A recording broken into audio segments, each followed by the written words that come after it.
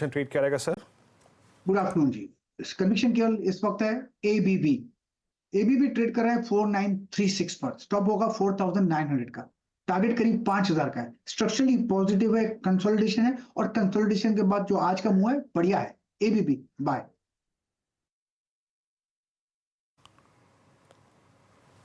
Okay, ABB यहाँ पर प्रकाश sir की कॉल है और करीब 45 पे ये बॉय कॉल गई है। मानस, गुड आफ्टरनून, आपका ट्रेड क्या रहेगा? गुड आफ्टरनून वीरेंद्र जी।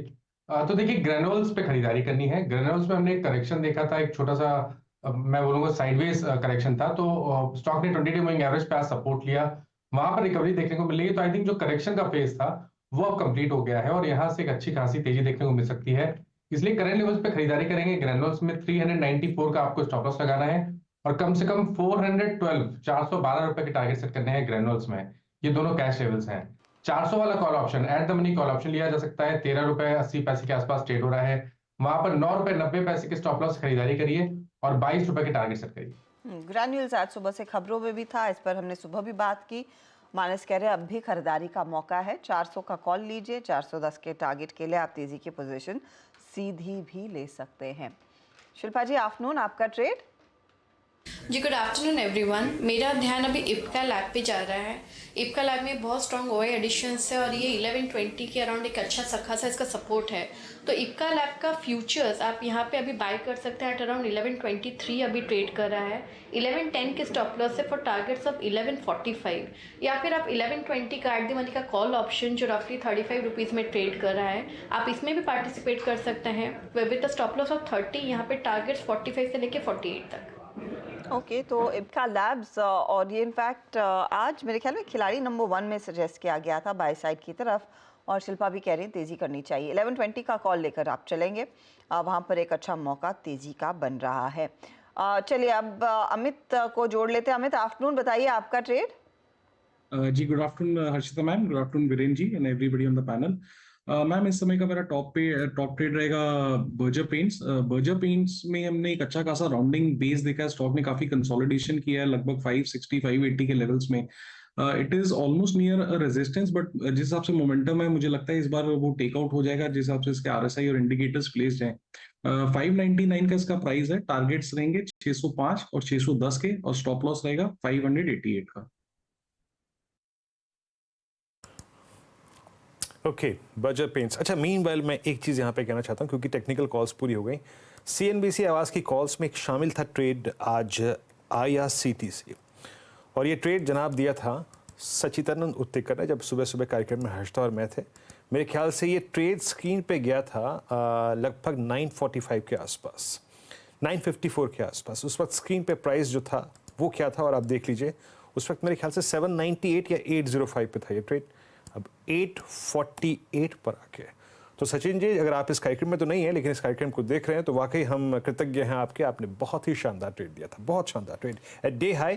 और याद रखिएगा, मार्च 2022 के बाद अब तक के सबसे हाईएस्ट लेवल पे आया CTC। शरद जी, गुड आफ्टरनून, बताइए आपका इस वक्त का कन्विक्शन ट्रेड, क्या चीज़ कर रहे हैं आप? हाँ जी, गुड आफ्टरनून। हमें लगता है रिलायंस एक डिसेंट बेट होनी चाहिए। अब यहाँ से बाजार में ज्यादातर स्टॉक्स में परफॉर्मेंस आ गई है और आउटलुक भी काफी पॉजिटिव रहना चाहिए। पेटकेम पॉलिएस्टर में डिमांड वगैरह ठीक ठाक है। रिफाइनिंग में शॉर्टफॉल है। बाकी टेलीकॉम में और रिटेल में भी हमें लगता है जिस तरीके की एक्सपेंशन है उसका फायदा आने वाले समय में और दिखना चाहिए नंबर्स में। कोई पैरेलल अनाउंसमेंट आ जाती है तो वो एक एडवांटेज हो सकती है। तो हमें लगता है यहाँ पे रिलायंस एक काफी अट्रैक्टिवली प्राइस स्टॉक है। एसओटीपी के हिसाब से लगभग 3,3100 के हमारे लक्ष्य हैं, तो ये लेवल्स पे एक्यूमुलेट करने के लिए काफी बढ़िया बेट है। ओके, रिलायंस ये आपका ट्रेड है। यहाँ पे सुबह सुबह आज हमने हॉट स्टॉक्स में इसका उल्लेख किया था। याद रखिएगा, हम स्टैट से बातचीत करते हैं और निफ्टी में जो ये आज एक कुशन प्रोवाइड मिला है ना हमें, आई मीन 21,370 पे, उसका एक बड़ा भाग है रिलायंस।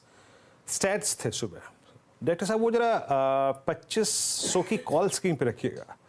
ये एक फंडामेंटल कॉल है, प्लस एक बात ये भी है कि इस चैनल का स्वामित्व प्रबंधन रिलायंस इंडस्ट्रीज होल्ड करते हैं। कोई भी ट्रेड किसी भी प्रोस्पेक्टिव से उस पर एक निजी राय जरूर सम्मिलित रखें, लेकिन जहाँ तक डेटा की बात है, वो सुबह जैसे ही 2500 के ऊपर फ्लोट करना शुरू कर दिया इसने, वो कॉल राइटर ट्रैप था। उसका आउटस्टैंडिंग वाई आपको मालूम था कितना था? 44 लाख का। अब करीब करीब 28 लाख का है, तो वो कॉल आइटर ट्रैप हुआ था यहाँ पे। थोड़ी सी स्पॉटिंग और करते हैं ट्रेड्स की। रिलायंस की बात हो गई, एक बार आप लेके आइएगा यूनाइटेड स्पिरिट्स स्क्रीन पर। एक बार मेरे स्क्रीन पे इसके ऑप्शंस फ्लोट होते हुए 1086 पे ट्रेड कर रहा है। एक strong pull back, exactly 20 day exponential moving average इसने पुल बैक लिया। शिल्पा जी, जब वीकनेस स्ट्रेंथ पे कन्वर्ट होती है तो वो अपना रंग बहुत अच्छे से दिखाती है। 1088 पे आपको कोई ट्रेड नजर आ रहा है क्या यूएसएल में? जी बिल्कुल, यहाँ पे अगर हम मैकडॉवेल्स की बात करेंगे तो यहाँ पे ऑप्शन ट्रेड आप 1100 का कॉल ऑप्शन जो रफली अभी जस्ट अ सेकेंड जी 1100 का कॉल ऑप्शन आप डेफिनेटली एक ये बहुत ही वेरी डिसेंटली प्राइस्ड है जो 20 to 23 के बीच में ट्रेड कर रहा है। यहाँ पे एक अटेम्प्ट एकदम बनता ही है, आपको लेना है with a stop loss of only आप यहाँ पे 17 का मेंटेन कीजिए। रिस्क रिवॉर्ड भी आपके लिए बहुत फेवरेबल है। मुझे लगता है कि यहाँ पे ये व्यू सही जाता है तो आपको ये तुरंत 37 से लेके 45 के बीच में ट्रेड करते मिलेगा। तो यूएसएल में भी एक अच्छी अपॉर्चुनिटी 1100 का कॉल आप लेकर चले, जो लगभग डबल होने के आसार है। जो 22 पर है, 45 तक के लेवल्स देखने को मिल सकते हैं। एक और